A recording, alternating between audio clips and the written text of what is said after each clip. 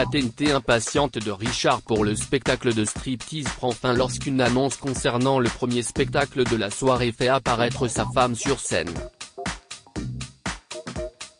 Daisy, il est là. Une danseuse a couru vers Daisy juste au moment où elle finissait de se préparer pour son spectacle.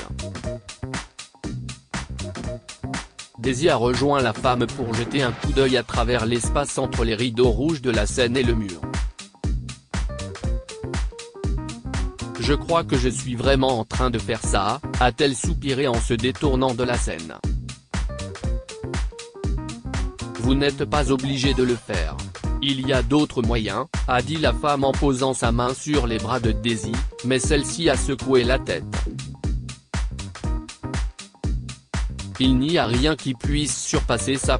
Daisy a pris une profonde inspiration et s'est avancée pour prendre place derrière les rideaux.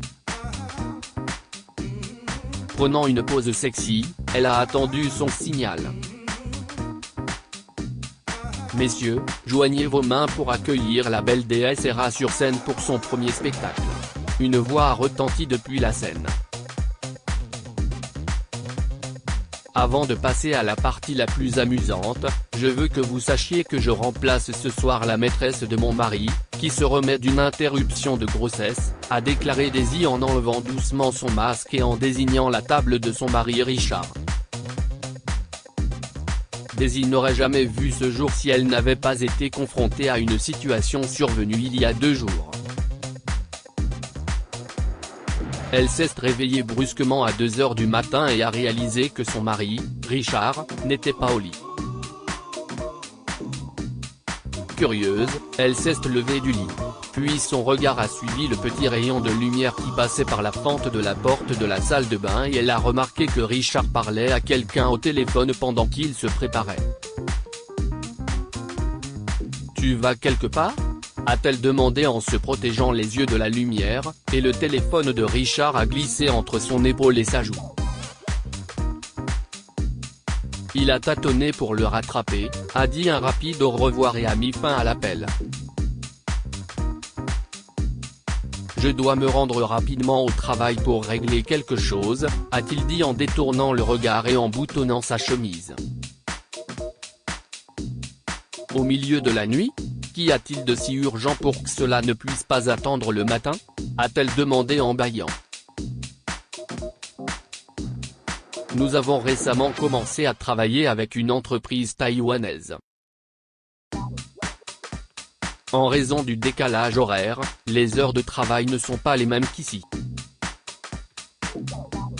Et ils s'attendent à ce que tu travailles à leurs heures ? Daisy s'est appuyée sur la porte, croisant les bras. Parfois, a souri Richard. Si est-ce compliqué, bébé, mais si je les impressionne maintenant, il y a de fortes chances que je sois choisi pour diriger leurs opérations. Mais ne t'inquiète pas pour ça, a-t-il dit en l'embrassant précipitamment. Ne m'attends pas. Je ne sais pas combien de temps cela prendra. Et puis Richard est parti. Daisy s'est rendormie, espérant que ces sorties nocturnes ne deviendraient pas une habitude dans leur vie. Quelques heures plus tard, Daisy passait des appels frénétiques à toute personne susceptible de l'aider à découvrir qui avait retiré 8 000 $ de son compte bancaire.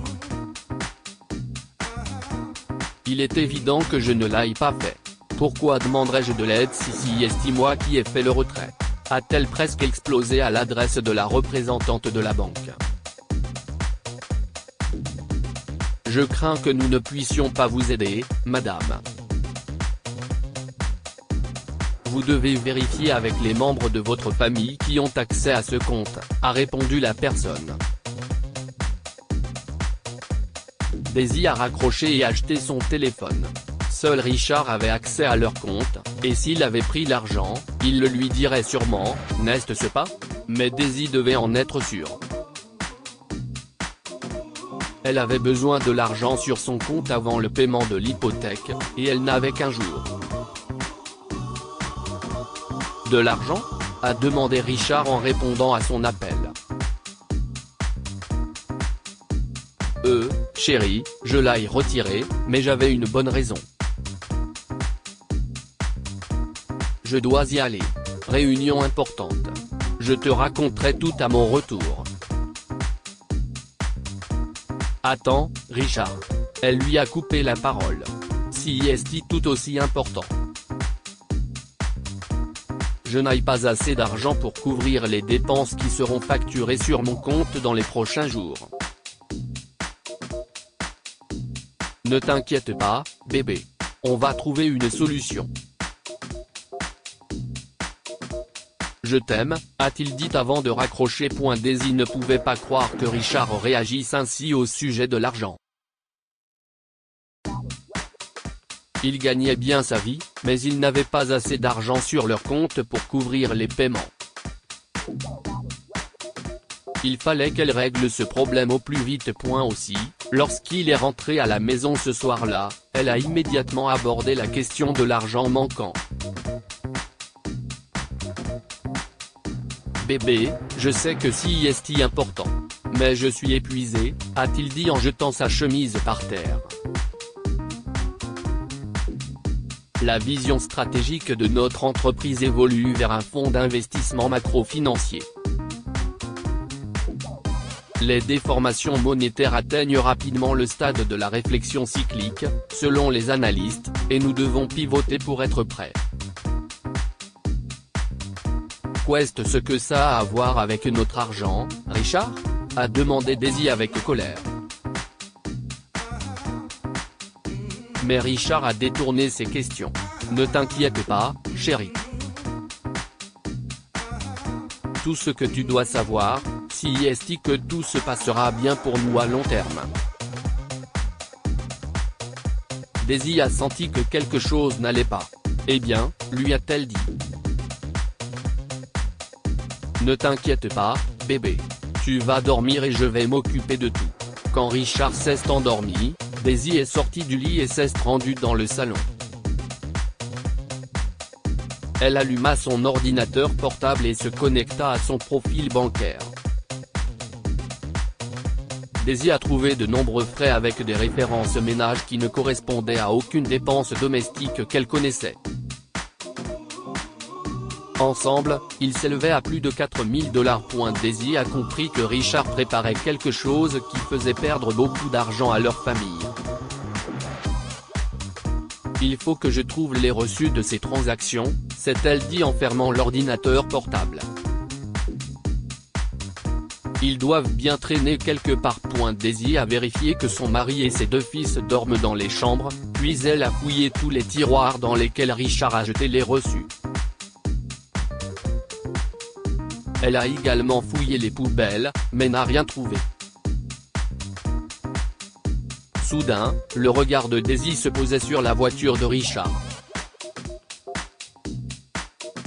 Elle a remarqué avec dégoût les récipients de plats à emporter qui se trouvaient sur la banquette arrière.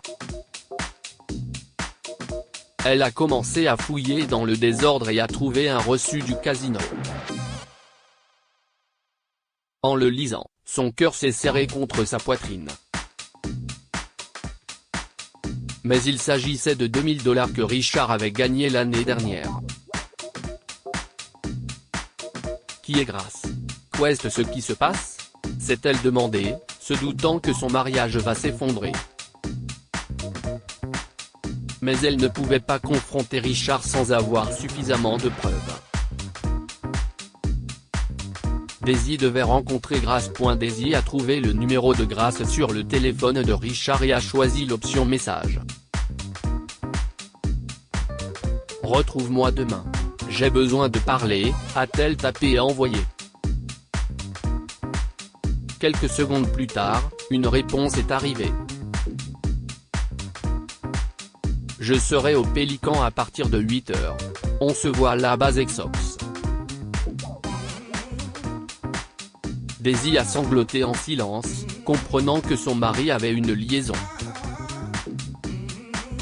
Mais le pire restait à venir. Elle a cherché le Pélican sur internet et a regardé les résultats avec incrédulité. Si est bon, s'est-elle dit en se garant devant l'entrée du Gentleman Club le lendemain. Il faut juste que j'entre et que je trouve Grace. Mais l'homme à la porte s'est avancé et lui a bloqué l'entrée. Désolé, madame, mais il s'agit d'un club d'hommes. Les femmes ne sont pas admises. Je dois rencontrer Grace, lui a-t-elle dit. J'ai lu le panneau. S'il vous plaît, si est urgent. Vous devez vous rendre à l'entrée du personnel alors, a-t-il dit en faisant un geste du pouce en direction de l'allée à côté du club. Daisy a acquiescé et s'est dirigée vers l'entrée du personnel. Une femme de forte corpulence a laissé la porte ouverte en allant chercher Grace. Daisy ne put s'empêcher de remarquer les femmes aux tenues élaborées qui se déplaçaient dans la cabine d'essayage. Oui, je suis Grace, a dit une belle femme en tendant la main à Daisy. Que puis-je faire pour vous? Et si vous arrêtiez de coucher avec mon mari? Daisy s'est emportée. Vous êtes folle, Grace a reculé et s'est retournée pour partir, mais Daisy lui a attrapé le poignet. Ne me traitez pas de folle, a-t-elle ricané en levant l'autre main pour montrer son alliance. Lâchez-moi, espèce d'énergumène. Grace a dégagé son bras de l'emprise de Daisy et a fait un geste vers le videur, qui se rapprocha de Daisy. 15 ans de mariage et 2 enfants. Si est ce que Richard et moi avons ensemble. J'ai trouvé votre reçu d'interruption de grossesse dans sa voiture, a hurlé Daisy, évitant le videur qui s'est apprêté à l'attraper. Est-ce qu'il vous a donné les 7000 $ qu'il a pris sur mon compte? Grace se dirigeait vers l'intérieur du club mais s'est arrêtée dans son élan. Partez madame. Le videur a saisi Daisy et s'est apprêté à la jeter dehors, mais Grace l'en a empêché. Attendez, il a une femme? Cet abruti. Il m'a menti. Venez à l'intérieur, et je vous dirai tout. Grace a conduit Daisy à l'intérieur et elle s'est mise à pleurer. Il m'a forcé à mettre fin à ma grossesse, a sangloté Grace, dont les fines épaules tremblaient. Il n'a jamais porté de bague. Il m'a dit qu'il était célibataire.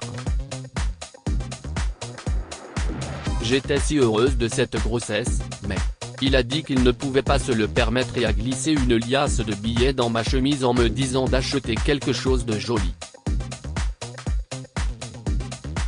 Il m'a dit que je ne devais le dire à personne, et vous aviez raison pour l'argent.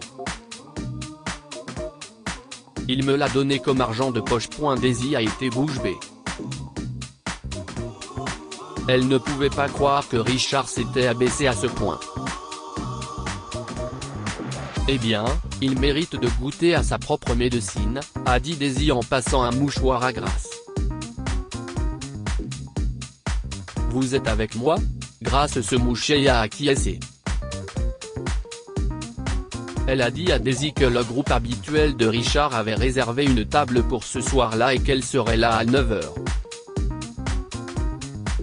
Daisy a mis au point un plan astucieux, et Grace et les autres danseuses ont accepté de l'aider. Daisy s'est approchée du poteau situé à l'extrémité de la scène.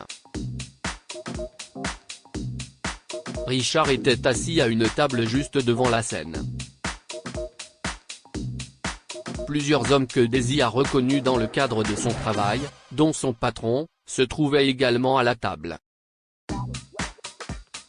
Ils la regardaient tous avec un grand sourire jusqu'à ce qu'elle retire son masque et le lui jette à la figure.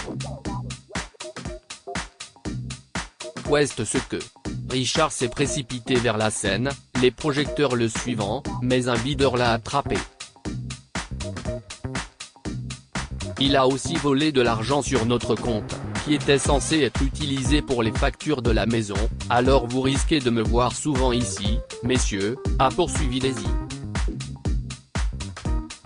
Richard s'est jeté sur Daisy, se libérant du videur, et s'est retrouvé avec rien d'autre qu'une poignée d'étoffe arrachée à son costume. Il a été expulsé du club et jeté sur le trottoir, et Daisy est sorti rapidement de la scène. « Qu'est-ce ce que tu fais ?» a-t-il hurlé en la rejoignant à l'extérieur. « Je t'expose, Richard », lui a-t-elle répondu. « Tu es dégoûtant. Et qui s'en soucie, à ton avis ?» s'est-il esclaffé. « Les hommes viennent ici pour échapper à leur femme ennuyeuse comme toi, Daisy. Je crois que votre femme a été claire. » Richard s'est retourné et a aperçu son patron, Damien. Richard a commencé à lui dire qu'il allait renvoyer Daisy chez elle et lui parler ensuite, mais le patron a secoué la tête. « Je soupçonne depuis un moment déjà, Richard, que vous n'hésiterez pas à faire du mal aux autres pour obtenir ce que vous voulez. Je ne peux pas employer quelqu'un d'aussi impitoyable et indigne de confiance. Vous êtes viré. » Richard s'est moqué en signe d'incrédulité. « Vraiment ? Vous allez me virer parce que ces femmes ont piqué une crise ?» a-t-il dit. Le seul qui fait une crise de colère, si est toi, Richard. Grace s'est approché d'eux et s'est tenu aux côtés de Daisy. « Félicitations. Tu es banni du Pélican à vie. » Daisy et Grace se sont éloignés bras dessus bras dessous. « Débarrassez vos affaires demain à la première heure, et je ne veux plus jamais vous voir », a annoncé Damien.